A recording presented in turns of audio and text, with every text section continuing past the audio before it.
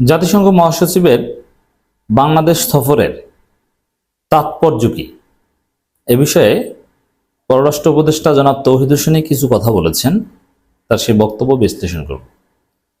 দর্শক, বাংলাদেশ কি পেল বা জাতিসংঘ আসলে কি দিতে পারে বাংলাদেশকে বা একটা দেশকে, একটা সদস্য রাষ্ট্রকে, এরকম অনেক থিওরিটিক্যাল আলোচনার অপেক্ষা রাখে।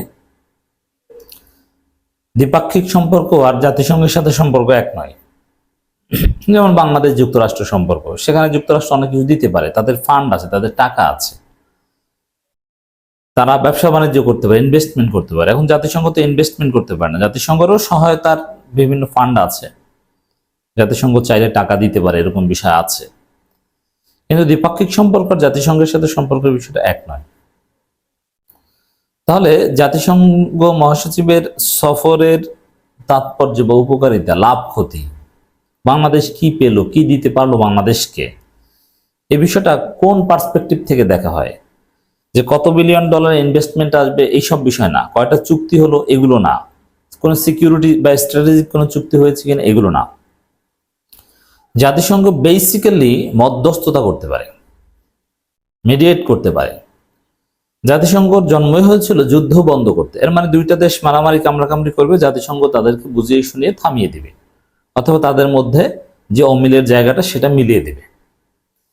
এই ভূমিকাটা আমাদের খেয়াল রাখতে হবে জাতিসংঘ মহাসচিবের সফরের ফলাফল বুঝতে হলে, বা বাংলাদেশ কি পেল বা বাংলাদেশ কি পাবে, এই সফরের পরে কি হবে এটা বুঝতে হলে।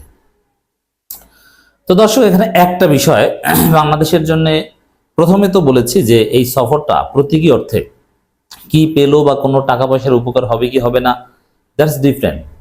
জাতিসংঘ মহাসচিব বাংলাদেশ সফরে এসেছেন, ভারতের জন্য এটা অত্যন্ত দুঃখের, কষ্টের। অতএব ডক্টর ইউনূসকে সুসংহত করার ক্ষেত্রে এই সফরের প্রতীকী তাৎপর্য অনেক।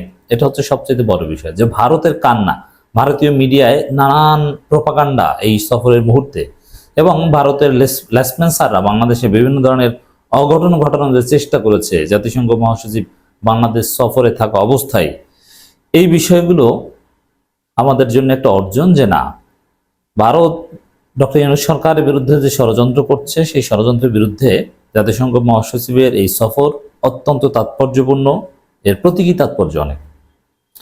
এরপরে আসেন রোহিঙ্গা সমস্যা সমাধানে একটা গুরুত্বপূর্ণ সমাধান আসবে।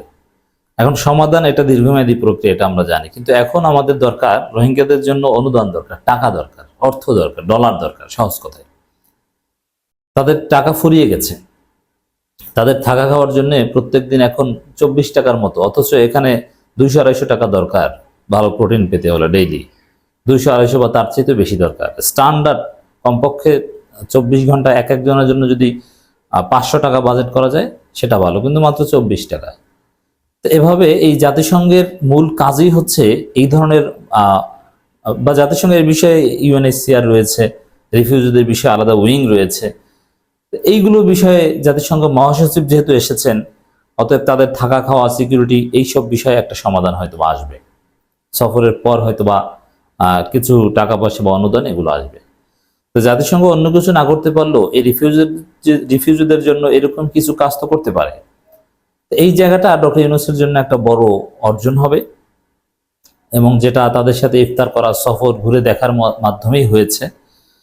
এমনকি প্রফেসর ইউনূস আরেক দফায় নোবেল পেতে পারেন, এবং সেই গ্রাউন্ড জাতিসংঘ মহাসচিবের সফরকে ঘিরে হয়ে থাকতে পারে। প্রফেসর ইউনূস আবারও শান্তিতে নোবেল পেতে পারেন, আবারও শান্তিতে তাকে নোবেল পুরস্কার দেওয়া উচিত। কারণ ডক্টর ইউনূসই বাংলাদেশে শান্তি প্রতিষ্ঠা করেছেন। হাসিনা পালিয়ে যাওয়ার পর ডক্টর ইউনূস ছাড়া অন্য কেউ যদি দায়িত্ব নিতেন, তাহলে বাংলাদেশে শান্তি প্রতিষ্ঠিত হতো না। কিন্তু এখন বাংলাদেশে শান্তি প্রতিষ্ঠিত হয়েছে, একটা স্থিতিশীল দেশ উপহার দিয়েছেন, এবং রোহিঙ্গাদের জন্য যদি আরো কিছু করতে পারেন, সব মিলিয়ে প্রফেসর ইউনূস আরেক দফা শান্তি পুরস্কার, নোবেল শান্তি পুরস্কার ডিজার্ভ করেন। তো দর্শক, ডক্টর ইউনূসের মানে এখানে এই সফরের মূল তাৎপর্য হিসেবে আমি এটাই দেখি যে প্রফেসর ইউনূসের স্বপ্নগুলো পূরণ হচ্ছে, তার প্রত্যাশাগুলো পূরণ হচ্ছে। জাতিসংঘ মহাসচিবের সফরের মূল তাৎপর্য এটাই। বাংলাদেশে ইনভেস্টমেন্ট পাবে তা না, ডক্টর ইউনূসের রাস্তা ক্লিয়ার হচ্ছে, তিনি সুসংহত হচ্ছেন। যেমন আরেকটা বিষয় দেখেন, সংস্কার, এই জন্য সংলাপ বা এগুলো প্রয়োজন, রাজনৈতিক দলগুলোকে বোঝানো দরকার, যেখানে বেশ কিছু রাজনৈতিক দল সংস্কার চায় না, বিএনপি সংস্কার চায় না, তো জাতিসংঘ ইঙ্গিত দিয়েছে তারা রাজনৈতিক দলগুলোকে বুঝাবে, তার সংলাপে হেল্প করবে, সংলাপে সহায়তা করবে। এখন জাতিসংঘের বিরুদ্ধে যে জাতিসংঘকে মানি না আওয়ামী লীগের মতো, একথা কিন্তু আবার বিএনপি বলতে পারবে না, তাহলে তাদের রাজনীতি থাকে না। এই জায়গাগুলোতে ডক্টর ইউনূসের জন্য একটা বিরাট অর্জন জাতিসংঘ মহাসচিবের এই সফর, সোফার যতটুকু ঘটেছে ততটুকু। রাজনৈতিক দলগুলোর সাথে বৈঠক নিয়েও আগে আলোচনা করেছি, সেখানে যা ঘটেছে তাও ডক্টর ইউনূসকে সুসংহত করার মতো ঘটনা ঘটেছে। জাতিসংঘ মহাসচিবের বাংলাদেশ সফর অত্যন্ত অর্থবহ, এটা পররাষ্ট্র উপদেষ্টা বলেছেন।